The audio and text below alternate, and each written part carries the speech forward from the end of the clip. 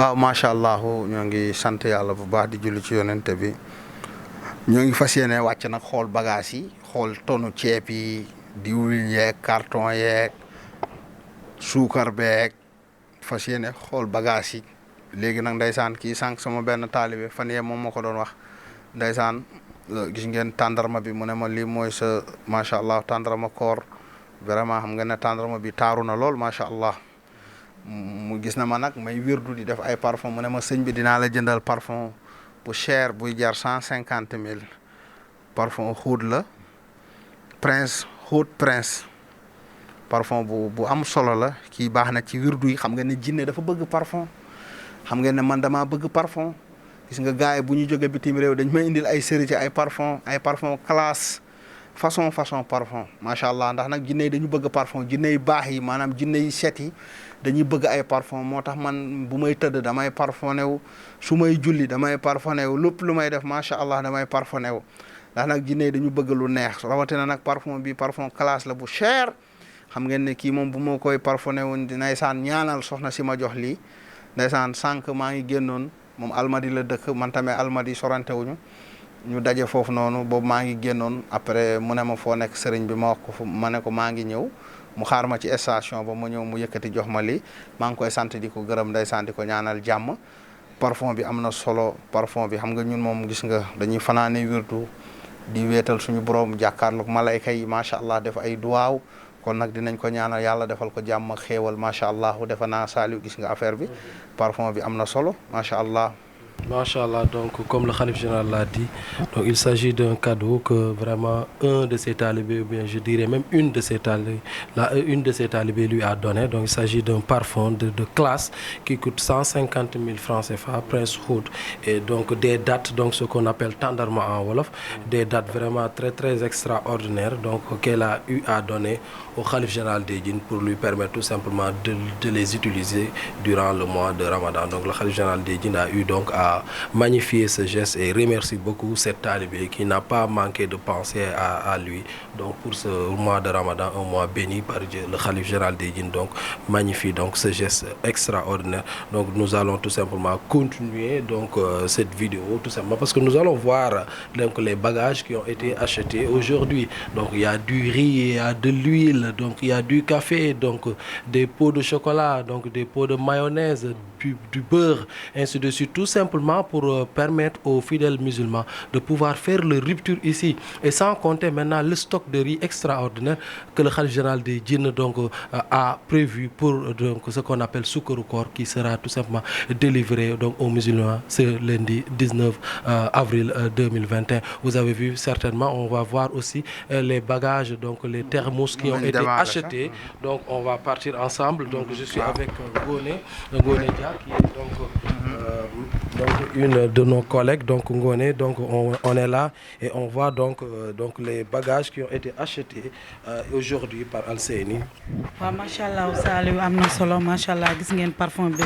de classe bi ak tàndarma bi nga xam ne dafa taaru macha allah di nuyuwaat xalif général di ko présenté li nga xam ne moom lañ jot a def tey gis nga bagage yaa ngi ni macha allah ndax nit ki bu la wóoloo ba jox la alalam macha allah da nga boo ñëwee di nga ko wan li nga jot a def macha allah ceeb baa ngi fi diwlin baa ngi fi lépp a ngi fi pour première tranche macha allah première tranche bi tey dugg na macha allah li ci des ci kanam comme ni ñu koy waxee ci saa su ne prolongation day am kon xalif général a ngi nii macha allah bagage yaa ngi nii termus yi waaw macha allah bagage yi nga xam ne bagage yi nii ay yëpp ay termus la yi nga xam ne moom la ñu war a def ay ndogu yu am solo yi nga xam ne da nga ko faral di ko def di ko jox jaamu yàlla yi ñu ngi nii termus yaa ngi nii macha allah di woo ñëpp képp kuy taalibe Thierno Moule képp kuy jullit woo nañ leen ci jox ndoxu bi nga xam ne chaque jour lañ koy def macha allah termus yaa ngi nii yu bees tàq année bu nekk moom day bëgg sax di jënd yu bees tàq di ko booleeg chaque année waaw dañuy jënd yu bees tàq la ñuy jënd macha allah gis nga yii nii yëpp ñaata termus la 11 termus d'abord dañuy tàmbali rek waaw dañuy tàmbali pour mën a yóbbu ci jàkka yeeg jumaa yi macha allah lépp ci Ramadan Moule macha allah mi ngi noonu 11 termus la macha allah li case ajusté yi la kaas AGT moo nekk noonu ngeen gis moom la Alseyni Sylla di kii maanaam kon ku ñëw dañ lay xelli si kaas AGT mi ngi noonu macha allah sànq ñu ngi commandé pain lu ci toll 300 pain moom la ñu commandé macha allah pour suba ci ouverture bi macha allah di ñaanal sénégalais di ñaanal monde entier fépp ki nga xam ne taalibe Thierno Moule Sow moo fa nekk waa TMS TV ñu ngi leen di baalu àq di leen déwénati di leen baalu àq macha allah te naan leen Ramadan mubarak yàlla nañ ci woor ak jàmm ak salaam ci ndigalu xalif général des jinne macha allah di ziar taalibe yéen yi nga xam ne lépp ñoo nekk ci àdduna bi di leen nuyu di leen ziar xalif général macha allah nit ku baax. nit kuy def social nit kuy dimbali doomu aadama yi macha allah ci saa su ne millions yi macha allah lii jële moo ko wax jële moo ko seede àddina war nga kaf àddina war nga kaf àddina war nga kaf àddina war nga kaf yee xamoo leen Moule Sow bantuwaat ko baaxaayam moo jéggi dayo moo tax yàlla may ko li mu mayul kenn li nekkoon ci Souleymane moo ñëwaat ci moom mbaaxam jéggi na àdduna mbaaxam wërngal kap àdduna wërngal kap ku mel ni Moule Sow amul la ilaha illallah yéen xamoo leen Moule Sow yee kii moo baax mu xam lu baax te di ko def boole wu cee dara ko xam la ilaha illallah muhammadu rasulullah Moule Sow rek mbaaxam yàlla du yàqu jëfu kenn ku def lu baax mu may la lu baax ku def lu baax nga am lu baax Moule Sow rek kii moo tees kii moo am xam-xam kii moo jege boromam kii la yàlla bëgg kii la yonent bi tànn kii moo ànd ak rasulillahi kii moo ànd ak annabi Souleymane li nekkoon ci annabi Souleymane moo ñëwaat ci kii Moule Sow Moule Sow aujourd'hui parce que nous sommes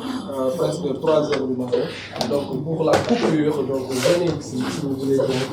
vous serez tout simplement servi de préparer donc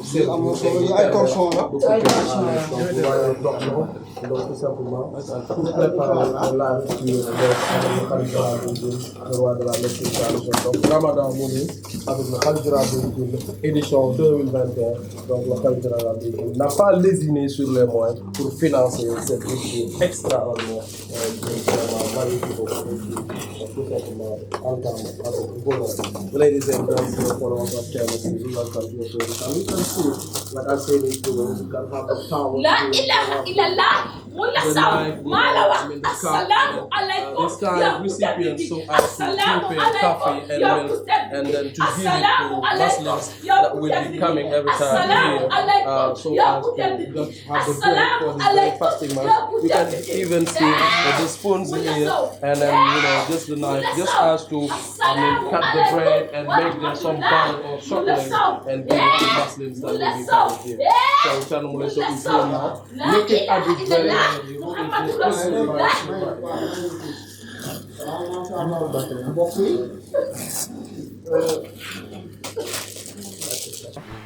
donc vous voyez donc kon affaire yaa ngi noonu bagages sont là lii dañu commencé rek Saliou ndax xam nga mënoo tëb jëndandoo lépp effectivement da ngay jënd tuuti après ñu naan lii moom manqué lii moom manqué te dañuy abonné mburu aussi ci four bi chaque jour parce que mbir mi chaque jour dépense bi day yokk. Il y a la coupure donc on commande donc du pain beaucoup de baguettes tout simplement pour satisfaire les fidèles musulmans qui auront la latitude de venir couper leur jeûne ici. Donc vous voyez le khalife général des djinns qui chemine vers la sortie, qui descend, donc qui ont été achetés donc aujourd'hui tout simplement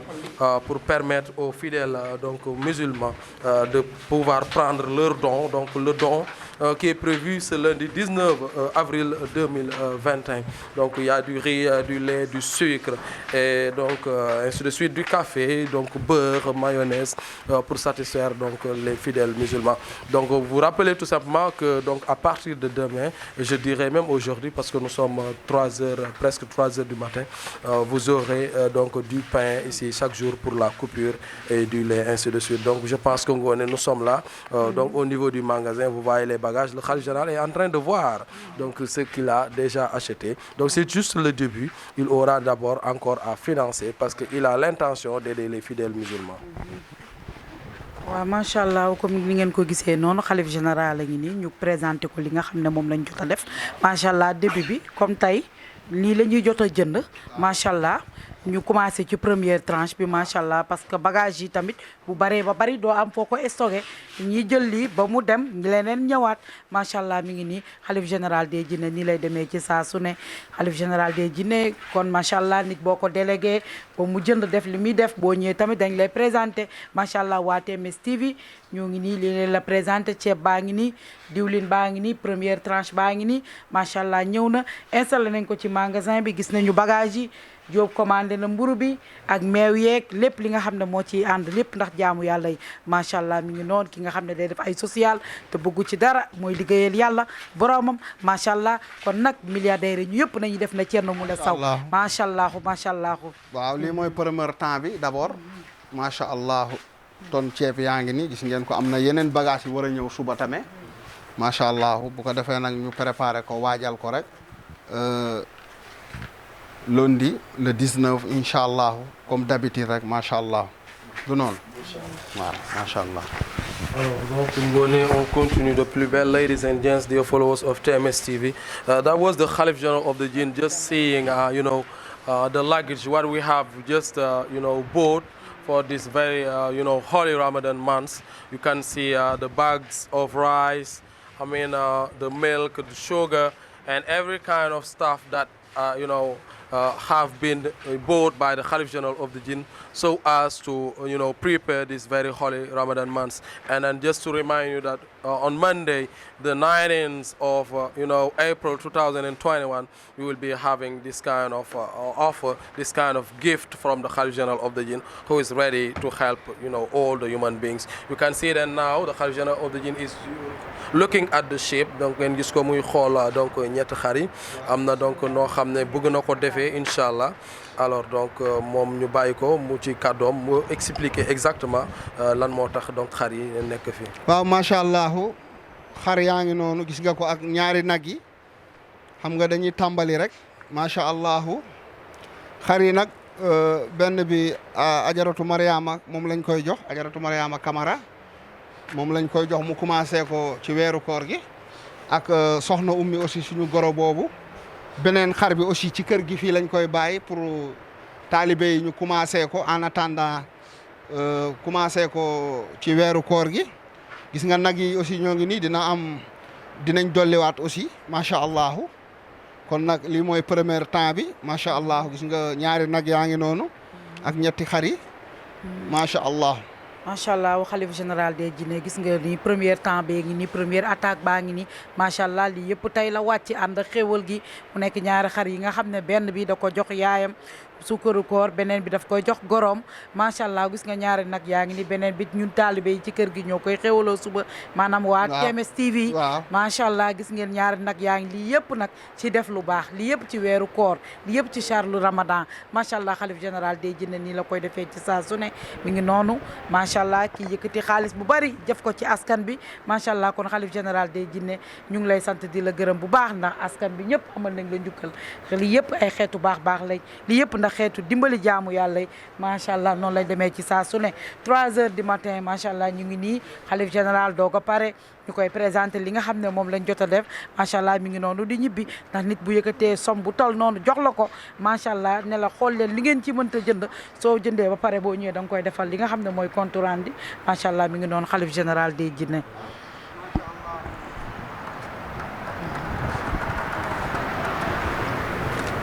léegi kon dañuy jël ñaari xar yi benn bi lañ ko yóbbu ci kër ga parce que